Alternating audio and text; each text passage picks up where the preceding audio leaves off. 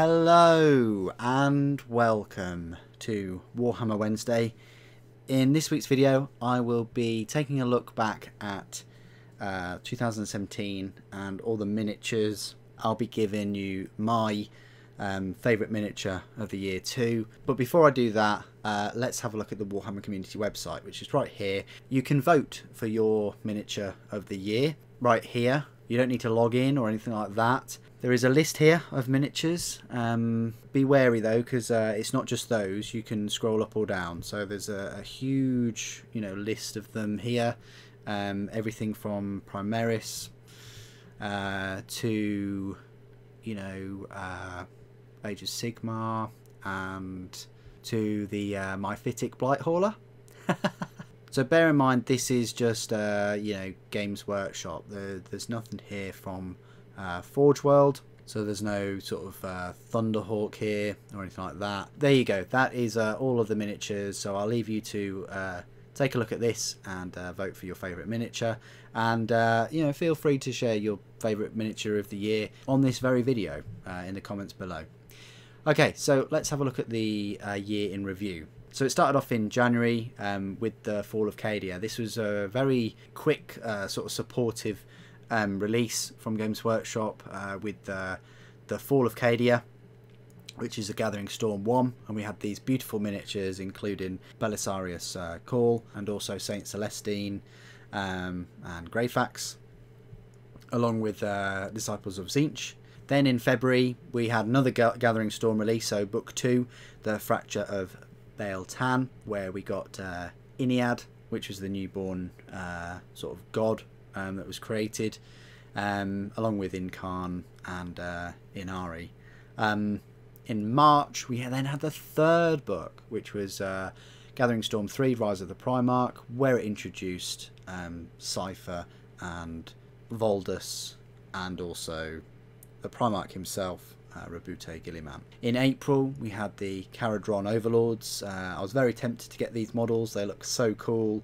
I like dwarves and I like the dwarf models, and these big sort of floaty airships looked fantastic. Maybe I'll get around to Age of Sigmar, maybe, but for me, like Nurgle and Chaos in Age of Sigmar is where it's at. But I do like a lot of the armies in Age of Sigmar. And then in May, White Dwarf turned 40, and that is just incredible, 1977 to 2017.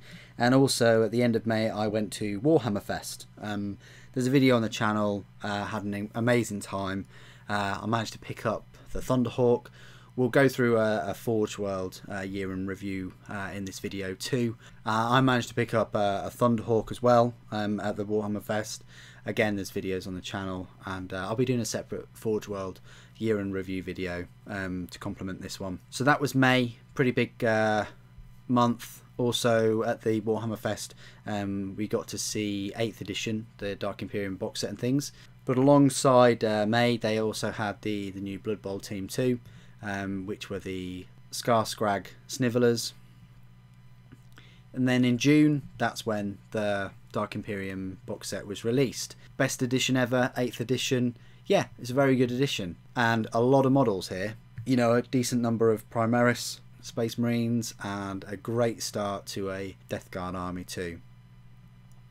In July, they had a load of the main Primaris Space Marine releases, including like the Chaplain and the Apothecary and the Captain. They still haven't released this sort of Captain separately, I don't think. And the Lieutenant, I don't think they've released him separately. But there you go, that was July. Along with the General's Handbook in August, I also went over to the Forge World Open Day. Again, a great event, and that was on the 13th of August. Really had a great time, and again, there's videos and things on the channel for that. And in the August one, I managed to get my hands on the Orion dropship. So another great event, another great pickup with a flyer. Also met fellow YouTuber League of Cheese. If you haven't already, check out his channel. He really goes into all the depth with making the models and reviewing the models too. So after that, in August, we went on to September, where Warhammer 40,000 turned 30, and as a release, they released this Primaris Intercessor. 30 years of Warhammer 40,000. Yeah, I mean, if it was 30 years of Space Marines, then I could understand why they'd do a normal Space Marine. And I wish that they had brought out a normal Space Marine, you know, to commemorate Warhammer 40,000. You know, that for the past sort of 30 years, the Space Marine has been the iconic figure. But they chose to mix it up a bit and release this model that a mix of old and new. It is a Space Marine, of course, but it's looking into the future and looking at these intercessors as the next step in sort of Space Marine evolution. And then also in September, we had the big release of Death Guard. Now, the Mythitic Blighthauler wouldn't see release for another sort of 3 months after the September's release of Mortarion for the Death Guard. Such a beautiful, lovely model. Again, you're going to get your value, you're going to get your money's worth with this mini. I couldn't say enough positive things about him in the review. And then in October, they brought out the Shadespire game, and then that sort of then paved the way for November. And then in November, they brought out Necromunda. Finally, after so many years in fact, that I never played the first one. But I still got Necromunda, and there will be reviews and things coming for that. I'm just getting around to sort of building the miniatures and things. And you got 2 gangs, and then there's going to be you know, the Orlok gang coming out sometime this year. And also in November, I went to another event, the 3rd event of the year. I've been to more events this year than I ever have been, and I've bought more models than I ever have done so far in the hobby in all of 2017. A lot of those models were for the channel, to unbox them and review them for, you know, for the channel and for you guys, to equip you with the necessary information to make your own purchasing decisions. So I hope they have all helped. Anyway, I don't want to get onto a tangent, but still, went to the Warhammer 40,000 open day. So that's the Warhammer Fest, that's the Forge World open day, and the Warhammer 40,000 open day. And in the Warhammer 40,000 open day, the Astraeus, the Primaris Super Heavy tank, was available to pick up. Luckily though, mine arrived, you know, the day before, and still building that. And then December, Sly Marbo was released. You can see him there. Picked up one of these, and if you're watching this on Wednesday, I would have announced the winner last night.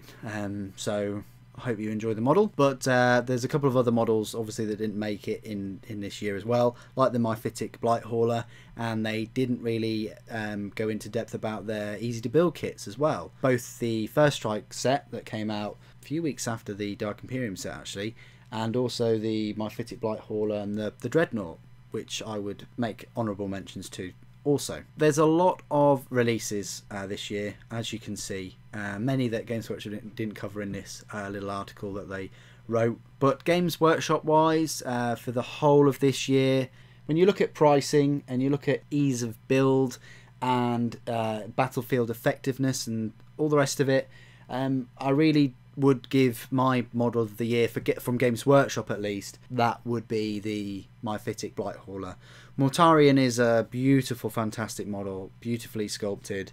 I've spoken to the guy himself, and yes, I think that would be a popular model for people to choose. It really would. You know, so would Rabute Guilliman with his helmet on or helmet off, but also Belisarius Cawl and Iniad. But still, the Mythitic Blighthauler is my top Games Workshop model of the year, just because of the price point, because of its usefulness in game. Many people have bought 3 of the models, which is just even more of a testament to how good it performs on the battlefield, as well as you know, as a unit. And the model, although it's easy to build and 3 of them will look exactly the same unless you want to sort of modify them, it's my favourite model of the year. Now, models, cars, people like different things obviously for different reasons, and yeah, I completely understand that a lot of people would prefer Saint Celestine or they would prefer Mortarion, and that's fine, that's cool. As I said at the start of the video, you can vote for your own miniature on this page here. I'd encourage you to do that, and it'd be really interesting to see the results. What I'm going to do is release the Forge World Year in Review tomorrow on the Thursday, so I hope you stay tuned to the channel for that, and then there'll be the pre-order video on the Saturday. But I'd like to ask you, what was your favourite model of the year for Games Workshop? Please do, as always, put it in the comments below. Thank you ever so much for joining me today. Thank you for watching. The Emperor protects.